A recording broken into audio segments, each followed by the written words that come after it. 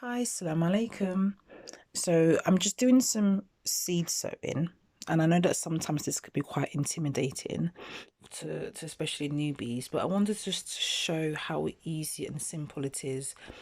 And also for those who are like myself, maybe you work, or you're a mother, so you've got children, you sometimes find it hard to fit it around your daily routine. So I'm going to show you how I do it. I like to break things into small chunks. I'm a believer that I don't like to spend more than 15-20 minutes towards this task, and it just makes it easier to do a little bit a day rather than zoning out 3-4 hours. It's just not doable for me. So let me go through my stages, and hopefully this can be something that maybe you can adopt into your kind of daily routine. So first of all, I'm a minimalist. I don't like any fancy gadgets, even though I have them. I was what's it called, when I first started my journey, I was convinced that you needed all this fancy gadget and lights, and now I realized that it was just a scam. I just go simple. These are Costco trays, the food trays. I think you get 10. These are Costco drinking cups that I've just drilled holes in, or used a knife to put some holes in. So again, really, really simple. The most complicated thing that I'm maybe using at the moment is probably this. And I get this from B&M. I think it's like £2.50. And it's like they call it a propagator.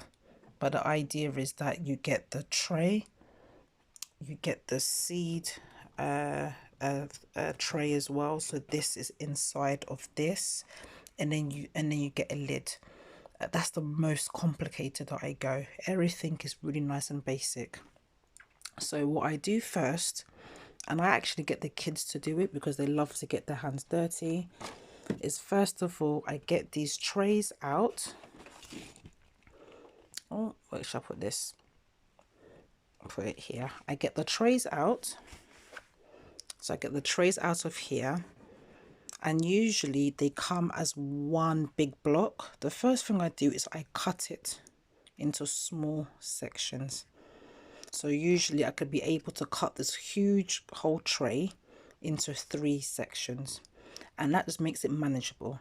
So I can do each morning 1 section a day, or if I'm feeling very enthusiastic, maybe I will do 3 in the day. So again, very, very manageable. So the first thing is cutting it up. I get the children to fill it with compost. Make sure it's hydrated. So I hydrate the compost first, meaning that I add water to it, and then compost into trays, and then I cover it, because once you cover it, it keeps it moist. And as you can see, I've got 1, 2, 3, 4. I'm actually running out of trays. So I have them stacked and ready. So this may be a weekend or like a slow morning. That's my first stage. And I walk away and I leave it like that.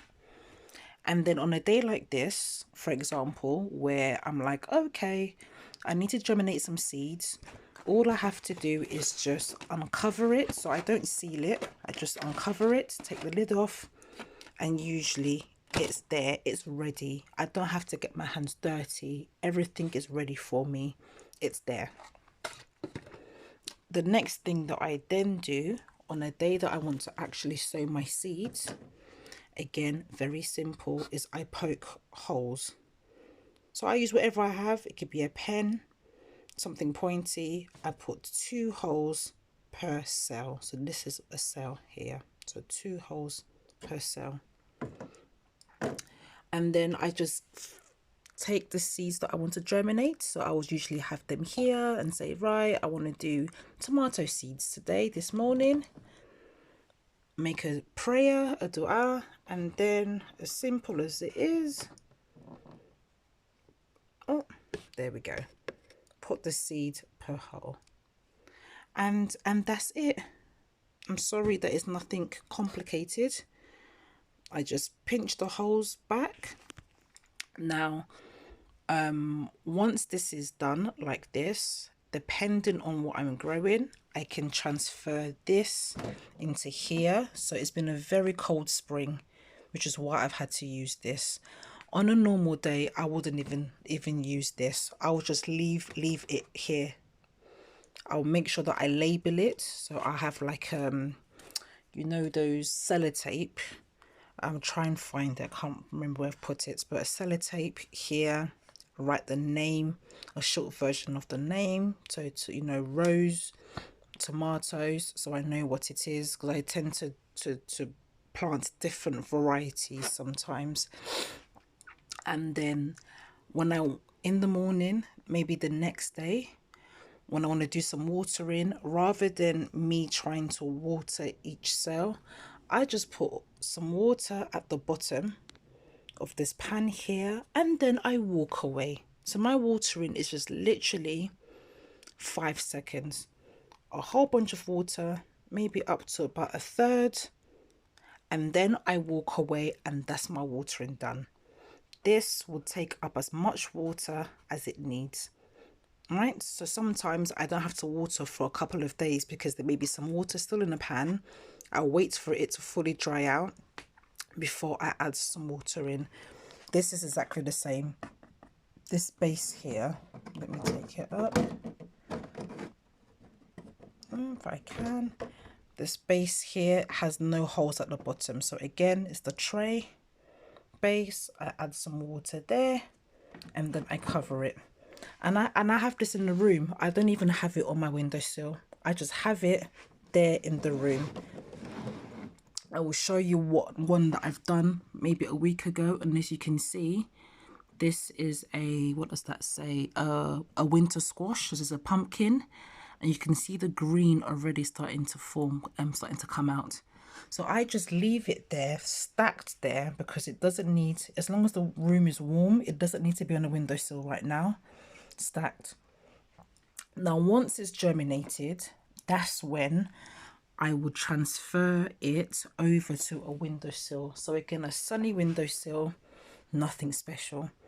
If it's hot outside, I'll probably even take it straight outside, to be honest.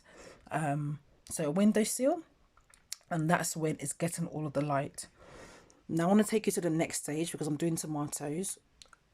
Once it starts to grow and I get to the stage where I see these, so these are called baby leaves and these are called true leaves. Once I get to this stage, whether it's maybe 1, 2, or maybe 1, 2, 3, 4, that's when I will transfer this from here to here. So again, an empty cup. Costco, I think I've got 100. I've been reusing this for the last 2-3 years, as you can see. It's a bit dirty. And yeah, and then put it back on the windowsill. Yesterday, I think once it gets to this pot, if it's a hot day outside, I would take the tray of these tomatoes and I'll put it outside. Let it start getting used to outdoors. I'm not a believer on letting your plant go so big and tall before it going outside. Why? Right now, this is so adaptable. Start training it to get outside from this stage, in my humble opinion. And you realize that when it comes to the next stage, to plant it outside, it doesn't go through a big shock, because from this stage, it's already gotten used to being outside. So there's no issues. So yeah, this is my very, very detailed routine. And as you can see, it's simple, it's easy. Don't do more than 15 or 20 minutes a day, or 15 or 20 minutes every other day. You don't have to even do it every day. So one day I have my seed planting, wait a few days, watering, wait a few days, more seed planting, wait a few days, do some trays if I have some spare time, and then just keep that rotation going, inshallah. So hopefully that all makes sense.